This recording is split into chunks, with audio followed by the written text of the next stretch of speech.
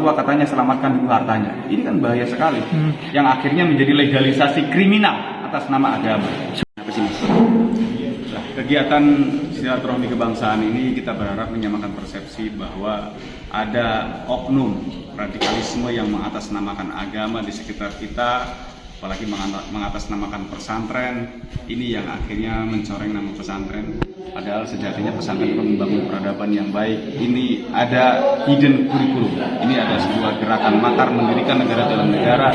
Dan kita berharap dari agenda ini MUI dan Kementerian Agama menindaklanjuti kegiatan ini, termasuk juga membuka hasil penelitian yang lama tentang hasil penelitian yang sudah final dan dibukukan, agar segera membuat fatwa terkait masalah NI dan Al-Zaitun sesat dan menyesatkan.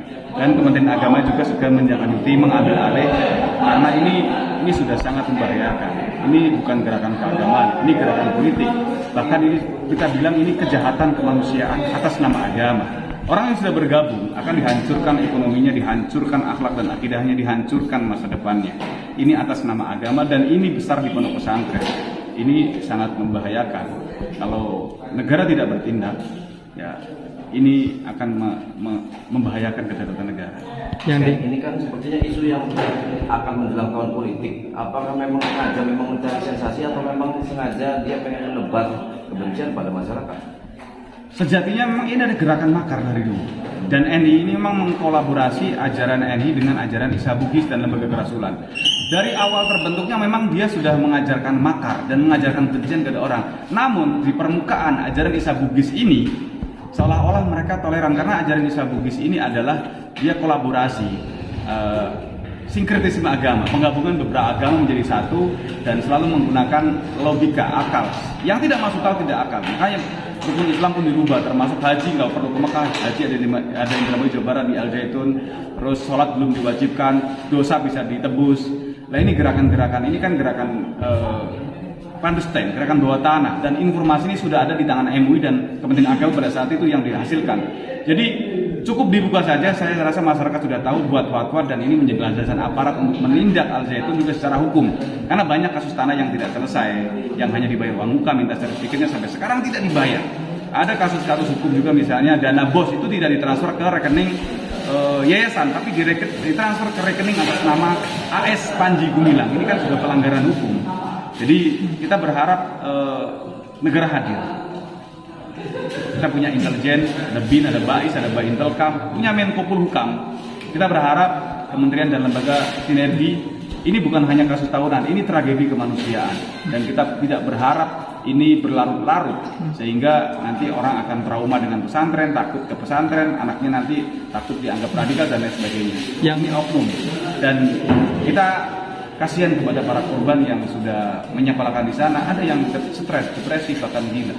Karena mungkin dijali dengan masalah doktrin dia tidak kuat. Karena 80% di Al-Zaitun itu adalah santri yang orang tuanya anggota NI, termasuk karyawan, muadzaf, eksponen itu adalah orang NI. Tapi ada 20% santri yang korban promosi Al-Zaitun, yang dia hanya melihat pesantren mega, sekolahan ke sana. Anaknya nakal mungkin udah cemplungin ke pesantren karena mungkin orang tuanya orang kaya, karena memang biayanya cukup tinggi. Tapi kalau yang 80% itu memang ada subsidi bagi anggota NII agar untuk menyekolahkan menjadi santri anaknya di Al-Zaitun. Jadi kalau Kementerian Agama hanya melihat kurikulumnya, ya tidak ada yang aneh. Tapi kalau hidden kurikulum, ini adalah gerakan intelijen, dan saya rasa istana juga harus turun tangan, menghukam. Kita punya intelijen. Jadi jangan sampai seolah-olah intelijen tidak bergerak. Ini adalah gerakan yang sangat membahayakan kedaulatan bangsa. Yang diketahui Mas Ken sendiri selama berada di dalam Al-Zaitun, yang paling menonjol penyimpangannya itu apa? Menghalalkan segala cara dalam hal infak bukan infak sebenarnya, iuran paksa. Jadi di NI ada namanya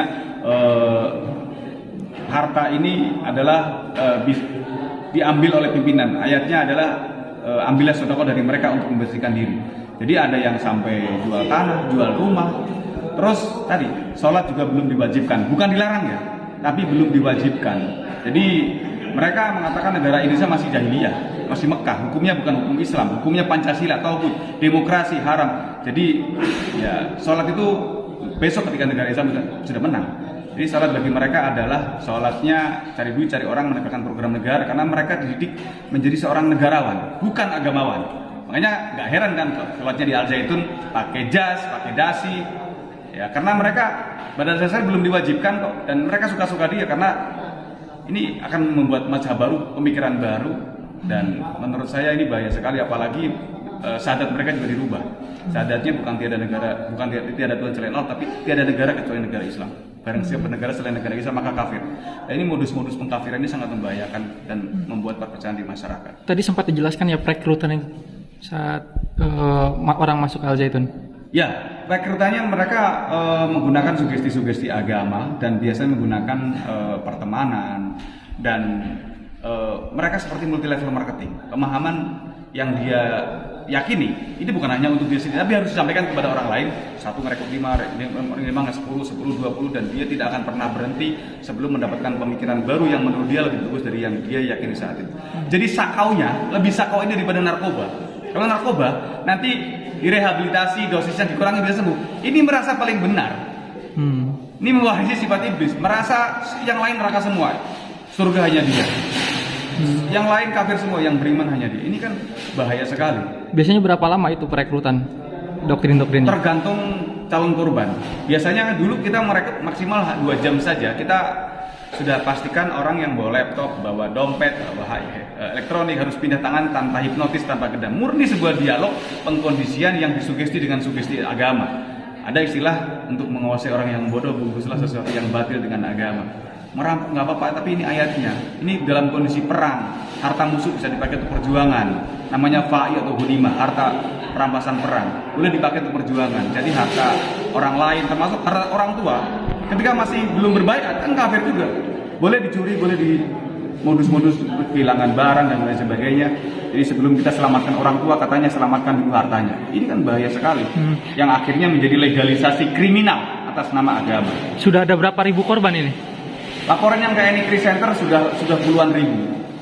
Dan terakhir kita yang paling banyak yang kita tangani yang sudah kembali ke NKRI di Sumatera Barat, satu sesi kita ada 1.157 anggota NII, ex-NII yang kembali ke NKRI di Jambi, di Riau, di Sumsel, di Maren Lampung, di Jawa Barat, Jawa Tengah, seluruh tersebar di kita. Bagaimana supaya mereka bisa kembali kepada masyarakat, dan ini menjadi warning agar berhati-hati, karena tidak cukup modal semangat saja kita dalam belajar agama, tapi juga harus dengan ilmu yang benar. Karena kalau hanya modal semangat kalah debat, nanti akan mudah terpapar juga ke sana.